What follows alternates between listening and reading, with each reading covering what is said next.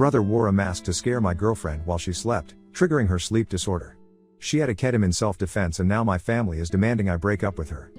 I, 27M, have been dating my girlfriend, Lola, 22F, for about 2 years now, and overall, things have been great. My brother Ian, 22M, has always been pretty weird whenever she comes up or is around. Ian and I are very close, talking to each other daily, but the conversation will usually change gears as I start talking about anything Lola related. I thought maybe he was jealous of the time I was spending with her, or maybe had a little crush on her. Still, whenever we'd get together, he'd make comments about our age gap, poke fun at me for simping, and joke about her sleep disorder. Ian's always enjoyed a good prank, either pranking or being pranked. He loves to laugh, and I genuinely believe that when he goes to prank people, he means it in a way to share the laughter. When he's tried to pull little pranks on Lola, though, he does things that he figured out trigger her disorder, like making sudden loud sounds, jumping out to scare her, and one time, I caught him before he was going to do the shaving cream sleep bit while she was taking a nap in the guest room. I warned him in more detail that he shouldn't mess with her while she's sleeping, as interrupting her regulated cycles isn't good for her, and at the absolute best, she's the worst kind of cranky when she's woken up. Ian looked like he understood, and I thought that was that. I threw a night party a few days ago and invited Ian and a bunch of my and Lola's friends. Everyone was having a good time. My watch went off with the alarm that we set up for Lola to take a nap. She went off with a sleepy smile, and I kept partying. A while later, we all heard a scream, followed soon after by cussing and something breaking. I panicked as it was from my room where Lola was, and I ran through, nearly kicking the door down to find she shoved someone down and was yelling at them. I looked to see who it was and saw a spider mask that I, unfortunately, recognized as Ian's from years ago. I saw him scrambling to get away, but she only stopped when 3 of her friends pushed past me to pull her up and check her before she ultimately passed out in their arms. Ian scrambled off the floor and ripped the mask off, revealing the work she'd managed to do in the time it took us to react. He started bawling, telling me that she was insane and abusive and that he only wanted to make sure she wasn't going to sleep through the ball drop. At this point, everyone started yelling. Ian looked terrified and kept repeating that she was crazy and that I shouldn't be with someone who could do this to her boyfriend's brother. Some of my guys were yelling that if she did it to him, she could do it to me. All of her friends were screaming about how he should know to leave a sleeping girl alone and how it was creepy. Ian ended up calling our mom to tell him that Lola had hurt him, and she was furious. Lola's friends ended up carrying her out against my protests, and my friends were nearly split down the middle. I remember standing there while everyone argued while the ball dropped, my mother calling me for the 10th time, and Lola finally texting me that she needed space to think. Since then, we've lightly texted. She's expressed that she can't shake her fear of what happened, but she still hasn't told me from her side what happened. Ian and my mom are trying to convince me to break up with her, and chastising me for not helping or standing up for my brother when he was being assaulted, also demanding an apology for not playing my part as an older brother. Ian has FaceTimed a few other family members, and now my aunt, who paid for both our colleges and the house my mom and brother live in and helped me get my apartment, is taking the 3-hour drive up to make sure her boys are okay, which is stressing me out even more. On the one hand, I know family is family, and I should do what I can to stand up for the people who helped raise me and become the person I am. On the other hand, Lola is my girlfriend. I adore her, I love her, and I feel like I should be there to protect her. I don't want to push her boundaries, but not talking to her is a different kind of hurt. Ian is convinced that he was playing a well-intentioned prank and was wrongfully punished for wanting to make sure everyone was enjoying themselves. I don't know if I believe that, but I've known Ian for 22 years. Growing up, we were inseparable. I don't want to doubt him just because love may be blinding me. How do I approach the situation with Lola? How can I convince my family that Lola isn't a threat? She's honestly the sweetest and most caring person. She just can't be woken up, and part of me feels like she was pushed to that point. Comments: Grandma's Villa, your brother shouldn't have been in your room when your GF was sleeping there alone. He must have done something to her to scare her and hurt him. Sleeping people don't just wake up and start attacking people unless they felt they are in danger. So ask your GF calmly what really had happened. Also, it is strange that your brother was wearing a mask at the time of the incidents. What was he trying to do to her? Whether your relationship survives or not, it is good to find out what kind of person your brother really is. Throw RA_Utonium op. One of her friends from the party just texted me to chew me out for choking up at the party instead of standing up for Lola. A lot of choice words were said, but the thing that stuck out to me was her calling my brother insensitive for not only disturbing her, but using a phobia against her. It just clicked for me that he had a spider mask. Lola has severe arachnophobia. I know this, and I'm racking my brain trying to think if Ian knew that or if it was bad luck that he decided to pull this stunt with that.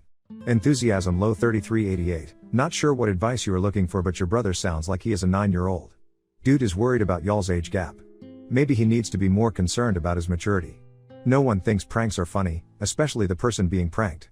WTF, who messes with someone that is sleeping? That's creepy. Your brother is effed up, and is he jealous of her or is he crushing on her? Good lord. I guess my advice to you is grow a set of balls and distance yourself from your jacked up family or split with your GF so she is free to find someone with a more normal family.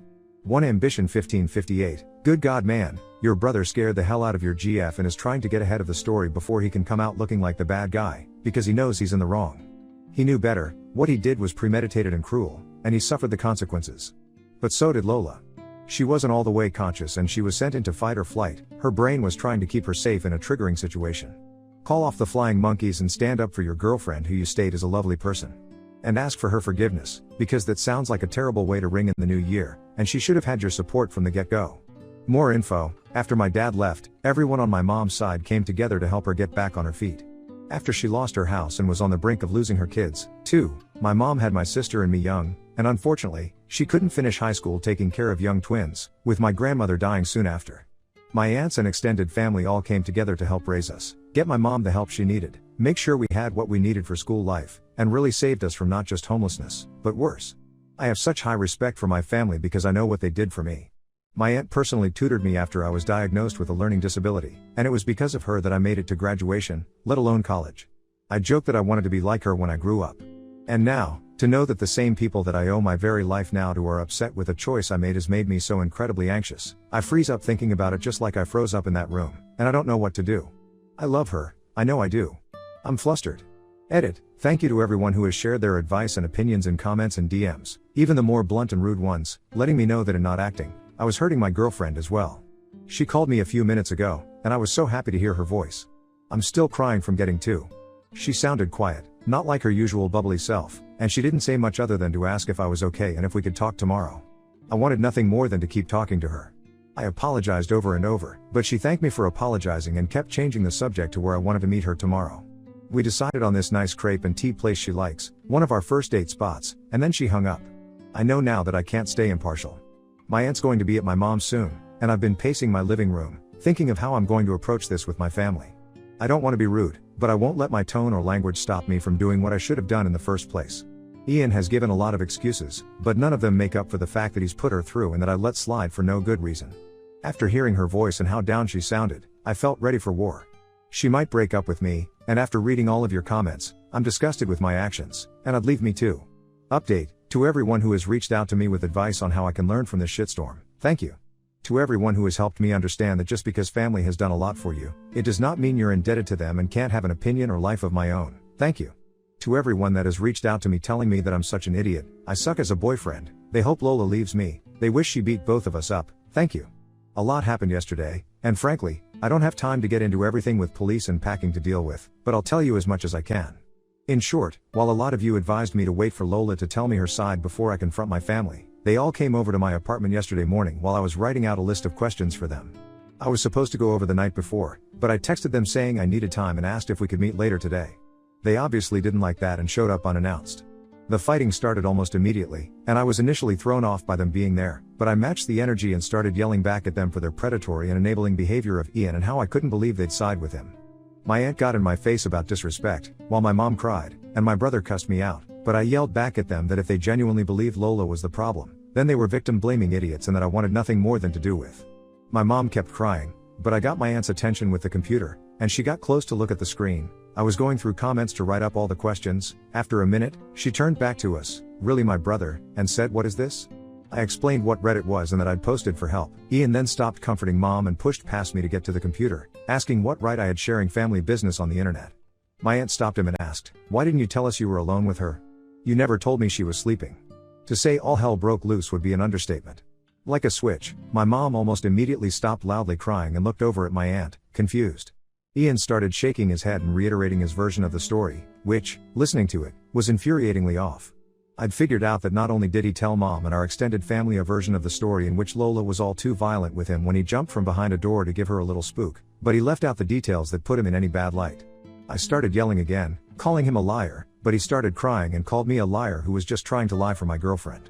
At the sight of my brother crying, my mom pleaded with us to stop, my aunt scrolling more on the screen. It felt like both a minute and forever that we were yelling in each other's faces about how the night went, how I felt he always used his tears to get his way, him yelling at me about how ungrateful I always was, etc. Unfortunately, I forgot where we were and didn't keep the volume down at all, and sometime later, there was a knock at the door. I didn't know who it could be, some dumb part hoped Lola, though I knew it wasn't. It was two officers, answering a noise complaint from one of the neighbors. Feeling stupid, I plainly explained that no one was hurt and we were having a heated argument, but that no one was in danger. I did let them look around and talk to my mom and brother, but my aunt spoke up when it looked like they were just going to give us a warning.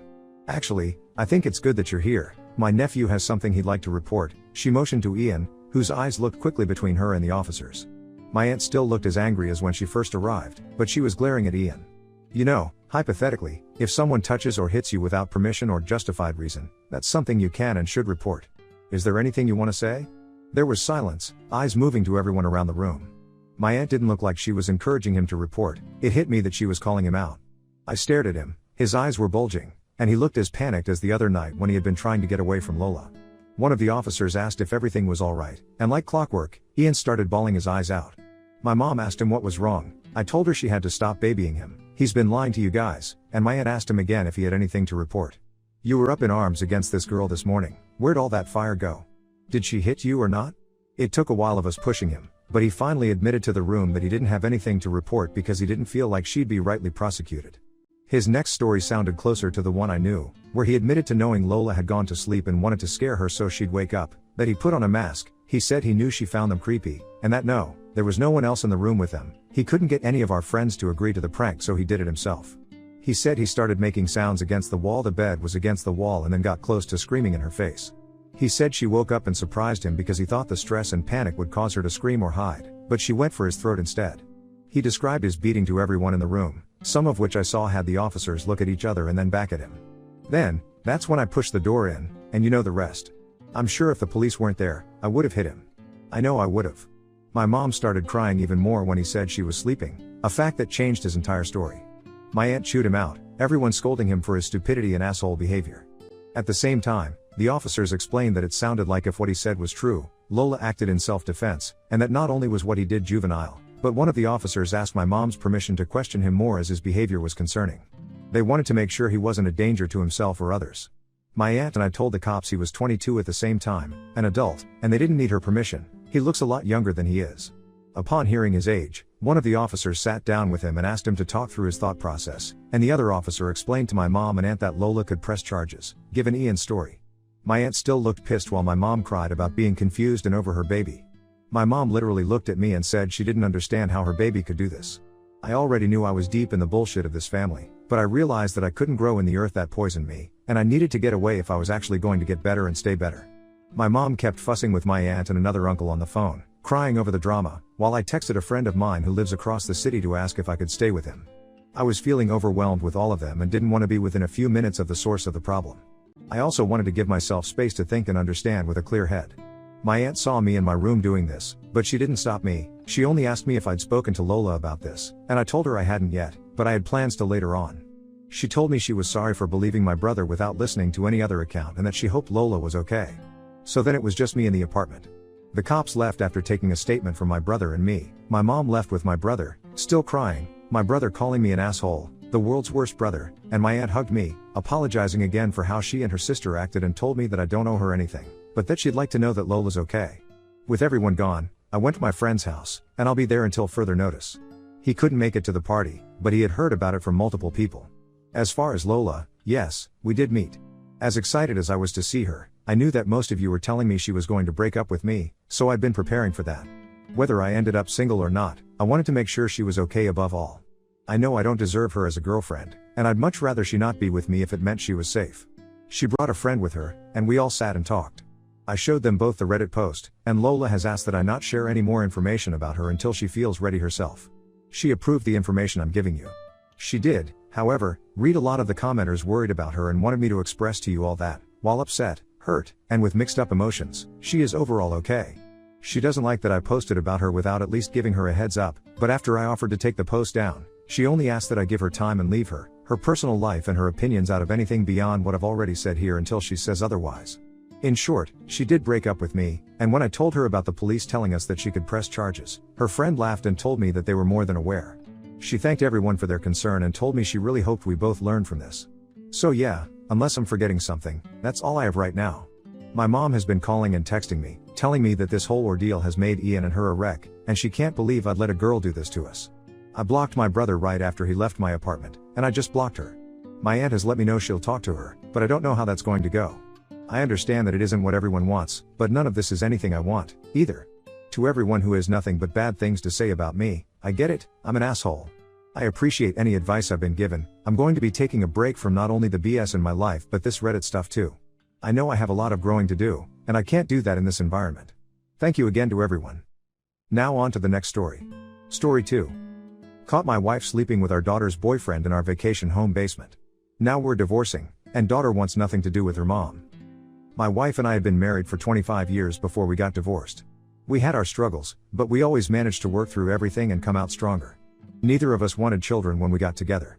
We were very career focused and we wanted to ensure that we could live happy lives with a moderate amount of wealth. About 5 years into our marriage, my wife had a change of heart. After careful consideration, we decided that we would try to have a child. It turned out to be the best decision of our lives. We had a baby girl. For the sake of this, let's call her Emily. She has been the light of our lives ever since she was born. Admittedly, we might have spoiled her quite a bit. She was an only child and we wanted to make sure she had everything she wanted. That being said, she still had responsibilities that she had to take care of before she got things. When Emily moved away for college, it was one of the hardest days of our lives. Everything we had been doing for the past 18 years was dedicated to our daughter and she was gone. We knew that it was just a step forward for her and that it wasn't the end of our relationship, but still, it was a bit of a struggle. After her first year in college, we had gotten used to her absence. We still missed her and we valued the time we had when she would come home for breaks, but it was almost like we had the life we originally envisioned when we got married. We were traveling and going and doing things that we couldn't have done with a child. During Emily's sophomore year of college, she ended up studying abroad for a semester. She studied in Italy where she met her boyfriend, let's call him Joey. She had many boyfriends growing up, but none were quite like Joey. She adored him. The way she talked about him made it seem like she knew he was the one for her. My wife and I were both excited to meet him because he seemed to be an all-around great guy. Because he lived in Italy, getting together for dinner was a little difficult. But the summer after her sophomore year, we invited him along to our lake house for our vacation. We had bought the lake house 5 years prior and had gone every summer since then. Joey was still a student, so we paid for his plane ticket to come and see us because we just really wanted to meet him. My wife and I instantly liked him. He was charming and handsome with a good head on his shoulders. He was studying to be a surgeon and was apparently at the top of his class. At the end of dinner, I was practically begging my daughter to marry him. Apparently, my wife also really liked him. Just in a very different way than I did. I noticed during dinner that she would blush whenever he complimented her. At first, I thought it was kind of funny. He was a cute younger guy who was telling my wife that she looked good for her age and my wife was falling for his charm. Throughout the rest of the week, the two of them developed an interesting relationship. It was very flirty. It made me uncomfortable, but I didn't want to draw too much attention to it for my daughter's sake. I mentioned it to my wife and she told me that my concerns were nonsense. He was just Italian, and Italian men were like that. Maybe I was being naive, but I believed her. It was the 4th day of our vacation when I ended up coming down with quite a bad migraine. I would get them from time to time over the years, and whenever I felt one coming on, the best thing for me to do was just to sleep. All the time in the sun was really not helping keep it away, so I took off early from an outing to go home. They don't usually take too long to clear up as long as I can get some decent rest. I drew back the curtains in my room and put a pillow over my head after popping a few Excedrin and I fell asleep instantly. I woke up hours later, completely unaware of what time it even was. Thankfully, my migraine was gone. Even though my migraine was gone, I was starving. I looked at the clock and saw that it was a little after midnight, so I tiptoed through the house to make a sandwich in the kitchen. My wife wasn't in bed when I left, though I figured she might have just passed out in a guest room or on the couch to avoid waking me. I wasn't too concerned with that. I walked by my daughter's room and saw that she was in bed asleep. Her boyfriend wasn't there with her and again didn't think much of it. I got to the kitchen and started trying to open the cabinets and fridge as quietly as possible to avoid waking up my daughter. Then I heard the giggling. I froze to get a better idea of what I was hearing. From the porch outside, I could hear Joey saying something in Italian and my wife giggling at it. At first, I thought it was just the harmless banter she had told me so much about. Then I heard a little bit of moaning. Right away, I walked over to the window and peeked through it. My wife was straddling Joey and he was kissing her neck. She had been wearing one of those long dresses and it was raised up above her hips just enough for me to see that they were indeed having sex. My wife was having sex with my daughter's boyfriend on the front porch of our lake house while my daughter and I were both upstairs asleep. I was completely frozen in place as I tried to figure out what to do. My wife was cheating on me. With my daughter's boyfriend. I was at a complete loss for words. They continued what they were doing and all I could think to do was pull out my phone and take a video of it for evidence against them. They were talking to each other while they were having sex and mentioning how they wanted to go inside to the basement again. That made me think that maybe it wasn't the first time they were together. I just went back upstairs and tried to think about what to do. If it wasn't the first time they were together, it couldn't have been some drunk mistake. Even then, it's unacceptable, but maybe it would be easier to digest if I knew they weren't in their right minds. To do it twice was extremely intentional. As I was lying in bed, I heard them make their way into the basement. There was a little bit of ruckus as they walked through the darkness and made their way to the door. It almost sounded like an intruder. Which is when I had the bright idea to catch them in the act. After hearing them, I jumped out of bed and grabbed the baseball bat that I had behind my door. I went into my daughter's room and quickly woke her up, telling her that I heard something in the basement. I told my daughter to stay where she was, but knowing her that wasn't going to happen. I tiptoed down the stairs pretending like I thought I was going to have to use my bat to fight off some criminal. My daughter was just steps behind me peeking out to see what was going on. We made it to the basement and all of the lights were on. We heard Joey and my wife having sex before we saw anything. They were hardly making an effort to be quiet. It was almost like they wanted to be caught. When we saw them, both my daughter and I screamed at them. They were completely naked and there was absolutely no denying what was happening. Right away, I regretted waking up my daughter for that. I should have been the one to catch them and I should have shielded her from what she saw, but I wasn't thinking. They tried to cover themselves and explain what was happening, but it was just senseless rambling. My daughter stormed away and I followed behind her. We both started packing our things to go back home. We didn't care what happened with either Joey or my wife, we just needed to get out of the house. My wife tried to tell me that it was a mistake, but I just told her to leave me alone. I had a lot I needed to figure out and I didn't need her in my ear trying to talk me out of my decision. My daughter and I drove back home in complete silence, both terribly upset about what we saw.